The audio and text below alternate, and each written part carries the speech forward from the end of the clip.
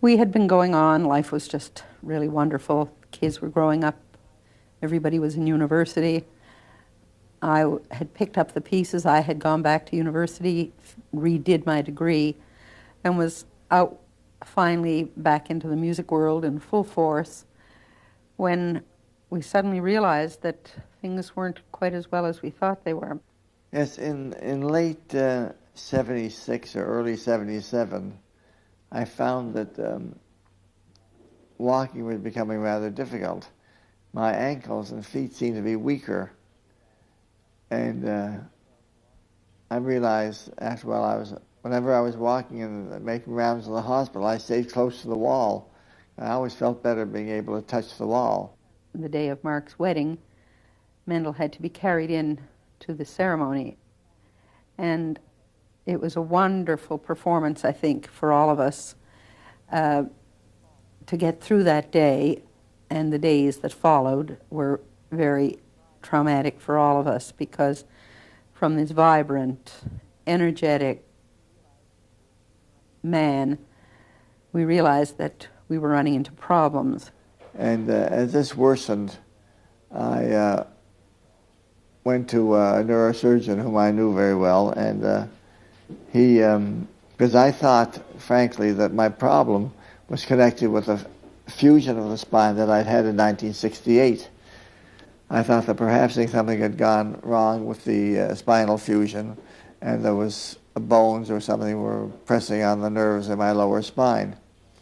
And however, when he did the examination, the neurosurgeon examined me, in about 5 minutes he said, no, this is a neurological thing. His walking became very dysfunctional.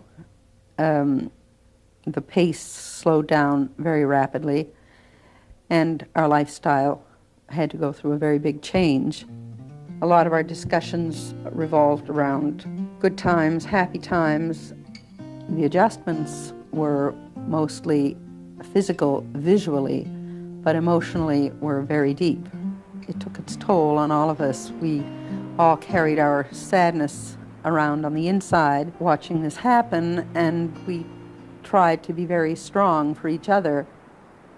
I don't think I've dealt with it all that well. I mean, my way of dealing with it is kind of ignoring it, to be honest. And I'm not sure that's too different from his way of dealing with it either.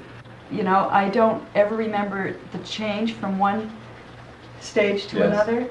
And I don't know that I ignore it, but I'm not sure that I don't think I accept it. I think I do try to pretend that he's not sick.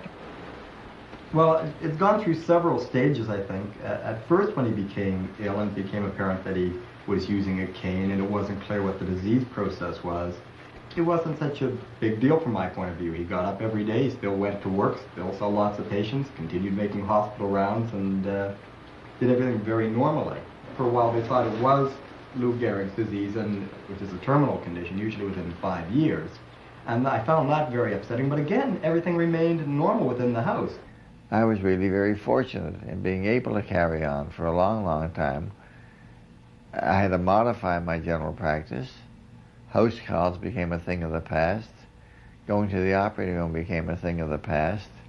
But there was lots more to do. So instead of going to my office at 1 o'clock in the afternoon, I started going to my office at 8 o'clock in the morning.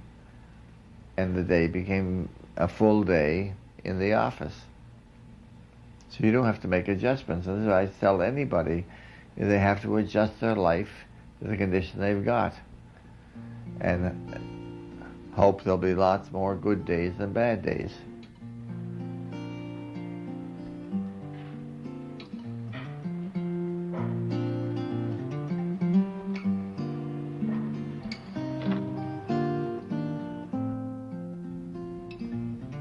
Did you ever think in your mind, why did this happen to me, as opposed to someone else?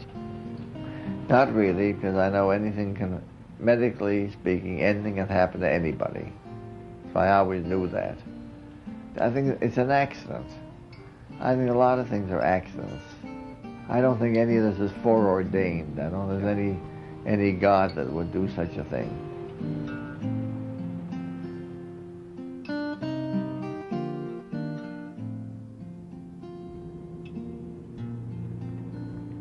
I go socially a little bit, but when I do, it can't be spontaneous. I have to know at least 7 or 8 days ahead of time so I can book the excessive bus to pick me up. I do go out at least one morning a week with I have a nurse who lives with me.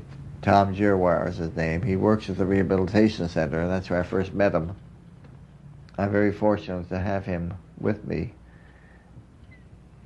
We usually go out one morning and do any little errands we need to do and end up in a shopping center where I can wheel around for a couple of hours. And he helps me up any ramps. But the rest of the time I'm wheeling around, and it's a very good exercise. And of course I don't have to wait for good weather to do it.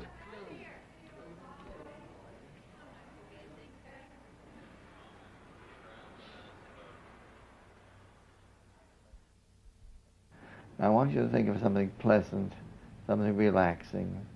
I'll count down from 10 while you get nicely relaxed, and then we'll go on with hypnosis. Fortunately, in 1972, I took a course in hypnosis. Then after I got this condition, and my ability to do house calls and my ability to go into an operating room came to an end, I started doing nothing but hypnosis and some counseling. And of course I'm doing it 6 days a week now, which is very pleasant. Becoming a non-smoker is the best thing anyone can do for their health. What's become the most popular item is people trying to quit smoking. And of course smoking is horrendous. It is a terrible habit. It is terribly damaging. It's the cause of many deaths. So, you know, this is very gratifying, getting people off cigarettes. Now you're going to be wide awake on the count of 5. 1, 2, 3, 4, 5. Wide awake. Everything back to normal. Wide awake. It's medicine. It's something that I'm physically able to do. Good? Lovely. Yes, lovely is right. Happy birthday to you. Woo! Happy birthday to you. Happy birthday, dear Bill. Happy birthday to you. I don't know too many other families whose children have grown that are still around them. Everybody I know has children in other parts of the world, but we're here and we're together and we're supportive, and my grandchildren are visible. I don't have to travel, Mendel doesn't have to travel, because those are the things that would make life difficult for us right now. We have the love, the attention, the togetherness that we've always had, and I think that we are particularly fortunate.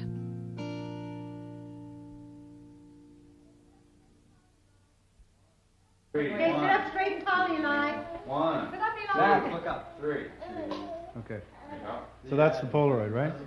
Oh, gee. So I really felt like that was it. So when you want me to do the count? John? Yeah. So I'll go 1, 2, Ready? okay. Okay. 1, 2, 3. We're ready, let's go. Oh, my mouth is wide open. Where should we look? Where are you supposed to look? Are you going to do that again? Look at the camera, okay. And try not to talk too much, because Okay, we'll try. Yeah, he's sitting up straight, he loves it. He's wonderful. Yeah, all right, We're we're getting going. better. We're cooking. 1, 2, 3. Marcia. Change baby. Here we go.